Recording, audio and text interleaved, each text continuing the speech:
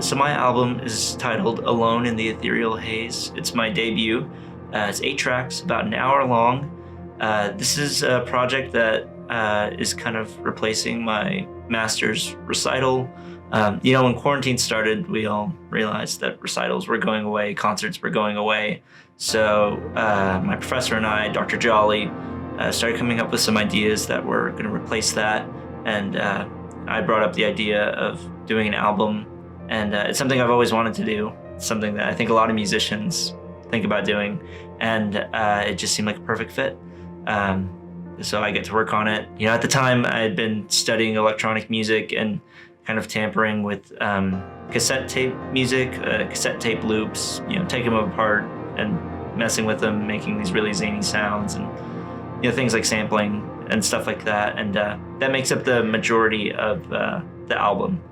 The overarching theme is this idea of loneliness. So the album progresses from this negative connotation of loneliness, the start of quarantine, these really dark times of isolation that I think a lot of people went through and experienced, and I know myself that I did, and kind of transitioning into a more positive aspect of loneliness. So things like meditating alone, and one of my favorite activities of deep listening alone, which is, or some people might call it active listening, which is just to say listening as an activity rather than throwing music on in the background of your car or while you're studying or something like that. So I think that's kind of the narrative of the album. And if I had to place it under a genre, I would say it's probably more ambient, maybe a little bit of new age. It's very, I think ethereal is probably also a good word to describe it. They're very long tracks. I guess by pop music standards, they're about 7-minute long songs. I think the longest track is almost 12 minutes long. And the idea is to just kind of get lost in the music and let yourself really get carried away by the really deep soundscapes that I tried to create.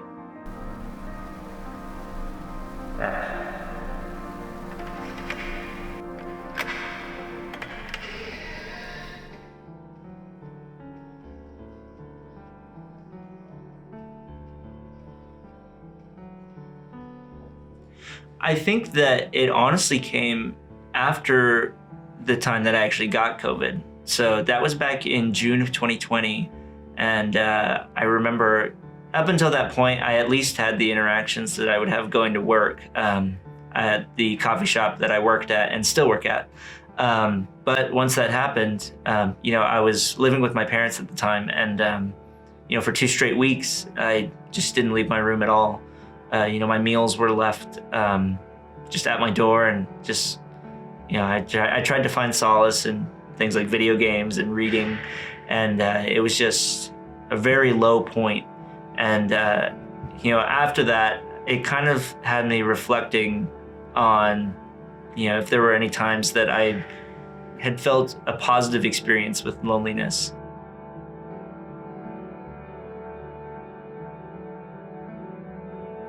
I'm really hopeful that anyone who listens to the album, I really hope that they take the time to just, like I was explaining earlier, actively listen to the album. And that is, just take the time to do nothing else. Put on some headphones.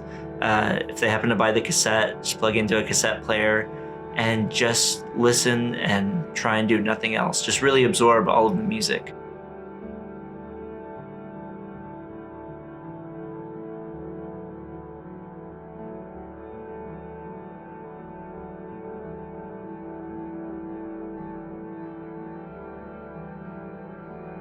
Some of the cassettes that I've actually purchased from artists that I enjoy. So, with the vinyl boom, that's a really big thing that I think a lot of people are aware of now. It's really cool to have a vinyl collection of your favorite artists. And there have been artists recently who have also started releasing music on cassette because it's a little bit cheaper, it's more portable, and also just has that very nostalgic feel. So that kind of combined with an electronic music class that I took, and we were learning about history of classical tape composition. So composers in the 40s and 50s who would use reel-to-reel tape to create these really strange and unique compositions.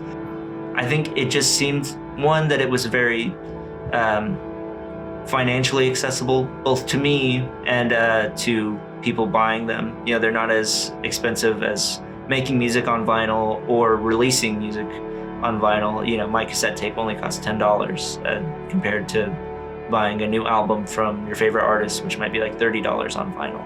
And it also seemed fitting with the theme of some of the music and some of the work I've been doing with cassette tapes. So it's kind of multifaceted there. You know, I'm very thankful to all my friends and family who have helped me spread the word. It was really cool to see my music come up on the Discover page in the ambient music section, which was super neat. And I actually got a couple emails saying that there have been people who purchased the music from that page. So, you know, it's definitely a little bit tricky right at the very beginning, but there's definitely been avenues that have opened up that I'm realizing. And, you know, hopefully it'll just, you know, keep growing more and more as I release more music in the future. I would definitely say that I've gotten support in just about every aspect of both writing the music and releasing the music. You know, obviously as a composition major, taking composition lessons has been really integral in how I write my music and, you know, develop ideas for music. And even beyond that, you know, working with Professor Hideki Soda, he's just been so helpful in learning about recording music and producing music, both in a studio setting and at home, which is primarily where I've done a lot of my recording, buying my own equipment, recording at home. And it's just, they've been so helpful. And I'm so thankful for the help of my professors and my friends here at Texas Tech.